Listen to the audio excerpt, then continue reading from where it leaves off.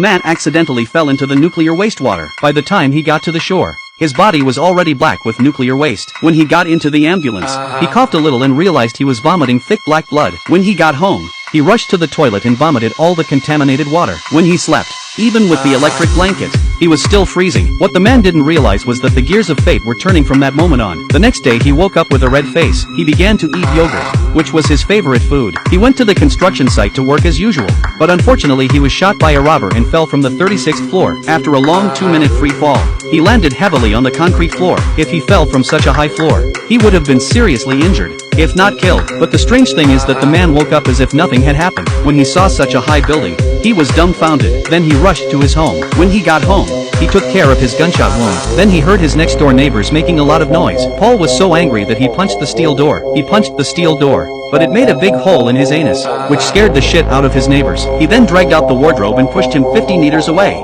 easily blocking the door. However, in order to find out why, he ripped out the 200 kilograms heater with his bare hands. With just a little squeeze and a little pressure on his thighs, the heater was like a bubble in his hands. When he learned that he had gained superpowers, Paul didn't think twice about it. He went to the cash machine and kept hitting it hard. Then he gritted his teeth and easily dismantled the machine with all his might. With the money, he bought his favorite durian-flavored ice cream and filled the freezer to the brim. When he was about to change his own medicine, he realized that his wounds from the daytime had healed, and even his arms had become very tight, and he felt like he was full of strength. However, just at that moment, there was a scream from outside the house. Paul stepped out of the steel door to find a couple of punks surrounding the neighborhood, trying to do something wrong. But Paul, always a good sport, didn't want to cause trouble, so he pretended to be a passerby. Soon the neighbor was dragged into a room by the thugs. In the nick of time, a man broke through the window.